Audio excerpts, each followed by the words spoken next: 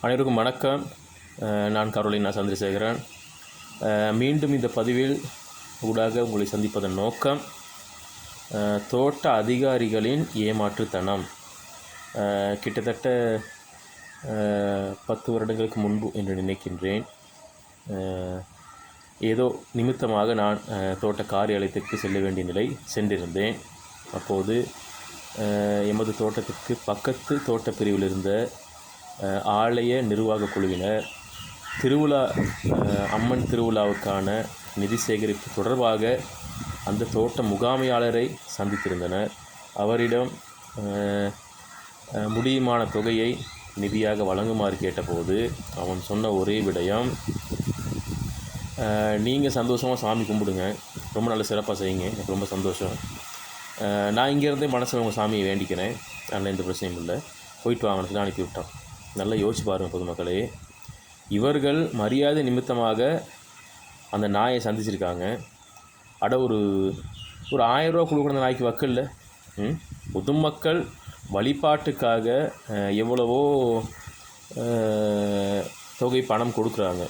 ஏன்னா அது அவர்களுடைய விருப்பம். அது வழிபாட்டுக்காக, நிகழ்வுகளுக்காக, திருவிழாவுக்காக வழங்கப்பட வேண்டிய தொகை எல்லா தோட்டப்புறங்களிலும் நடந்து வருகின்றது. எங்களுடைய ஆன்மீக வைபவ ரீதியான நிகழ்வுகள்.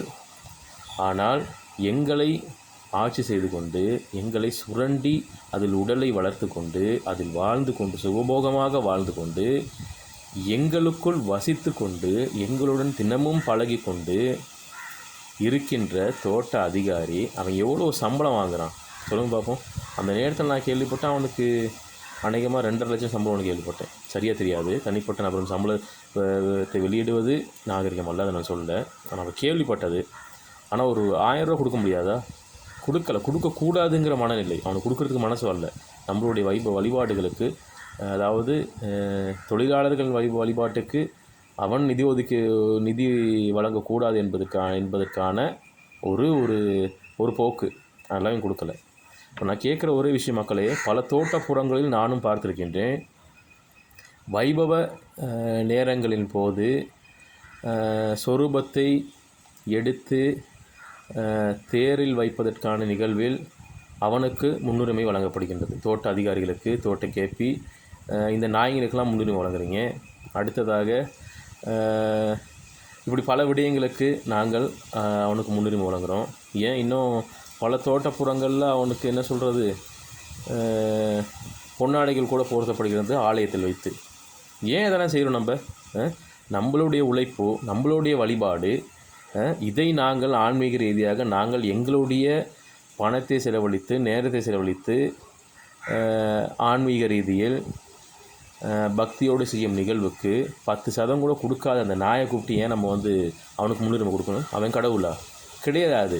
அதுக்கு தோட்டத்திற்காகவே உழைத்து, நம்மளுக்காகவே உழைத்து, நம்மளோட இருக்கின்ற ஒரு பெரிய மனிதரை கூப்பிட்டு அதை நீங்கள் செஞ்சீங்கன்னு சொன்னால் பெருமையாக இருக்கும். நம்மள உள்ளவங்களையும் கௌரவப்படுத்துகிற மாதிரி இருக்கும்.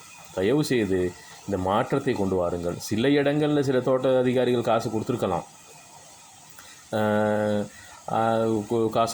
ஏதாவது பண்ணியிருக்கலாம். அதை வைத்துக்கொண்டு முழு மலையகத்திலையும் அவ்வளோ அனைத்து பெருந்தோட்டப்புறங்கள்லையும் இங்கே நமக்கு உதவி செய்யலான்னு சொல்லி எக்காலும் ஏற்றுக்கொள்ள முடியாது. ஏனென்றால் நான் கண்ணூடாக கண்ட உண்மை. இன்னும் பல உள்ளது இது போல் ஒவ்வொன்றாக வெளியிடுகின்றேன். சரியா? ஆக மக்கள் நாங்கள் தான் எங்களை கௌரவப்படுத்தி கொள்ள வேண்டும். எங்களுடைய தரத்தை நாங்கள் தான் உயர்த்தி கொள்ள வேண்டும்.